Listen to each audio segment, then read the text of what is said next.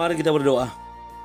Bapa Surgawi, Bapa yang kami sembah dalam nama anak-Mu Tuhan Yesus, sungguh kami sangat bersyukur berterima kasih kepadamu Bapa untuk segala kasih kebaikan kemurahan Tuhan yang masih Tuhan nyatakan kepada kami sampai dengan pagi hari ini, di mana kami boleh tidur dengan tenang, bangun dengan selamat pada pagi hari ini tanpa kekurangan suatu apapun. Itu semua karena kasih kebaikan kemurahan Tuhan. Sebelum kami mulai aktivitas kami, izinkan kami terlebih dahulu untuk bersekutu dengan Tuhan, berdoa, memuji muliakan nama Tuhan, dan mendengarkan kebenaran firman Tuhan melalui channel YouTube ini. Berbicara bagi kami Tuhan, nyatakan kuasa-Mu, nyatakan isi hati-Mu, karena kami telah siap untuk mendengarkan kebenaran firman Tuhan. Dalam nama Yesus kami sudah berdoa dan mengucap syukur. Amin. Shalom ibu bapak saudara terkasih dalam nama Tuhan kita Yesus. Semangat pagi. Bertemu kembali di channel Rionando Butar-Butar dalam khotbah 5 menit aja toko 5 untuk renungan harian.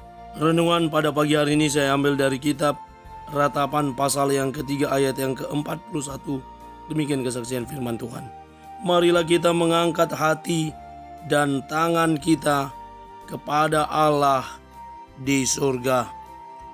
Mengangkat hati dan tangan.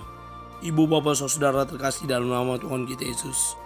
Ketika penderitaan datang, ketika persoalan hidup datang, maka biasanya kita akan berdoa kepada Tuhan.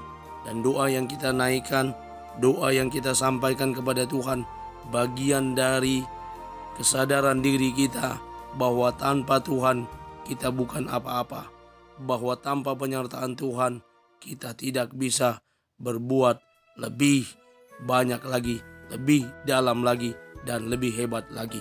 Dan akhirnya kita berserah diri datang berdoa kepada Tuhan.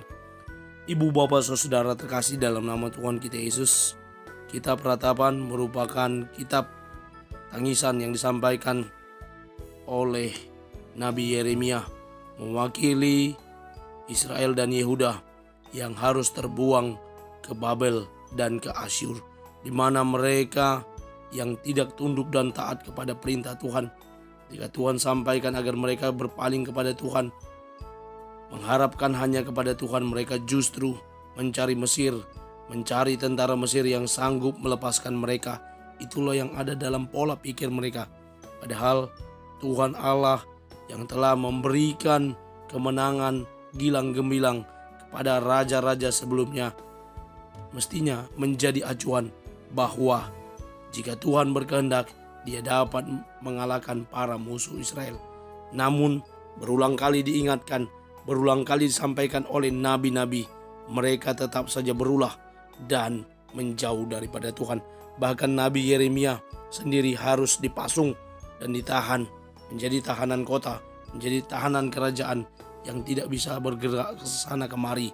Dan setelah Yehuda kalah dan bangsa Yehuda dibawa ke Babel menjadi tawanan perang, ratapan ini disampaikan bahwa penghiburan dalam penderitaan hanya akan berlaku ketika mereka mau menyadari diri. Sebagaimana dalam konteks dekat, marilah kita menyelidiki dan memberi kisah hidup kita dan berpaling kepada Tuhan. Ini adalah seruan sekaligus ajakan kepada bangsa itu agar mereka terlebih dahulu mengoreksi diri mereka yang sudah semakin jauh daripada Tuhan. Hati mereka yang tidak lagi datang kepada Tuhan, menyadari bahwa mereka adalah bangsanya yang patut diberkati, yang patut dijaga, dilindungi.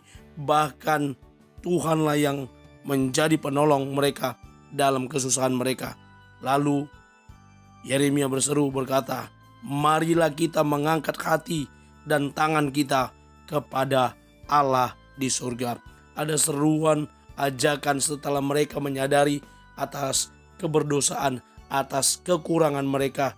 Yeremia mengajak mereka untuk mengangkat hati, mengangkat tangan, tanda sujud berdoa kepada Tuhan, tanda kebesaran hati untuk datang mengharapkan Tuhan yang menolong hidup mereka.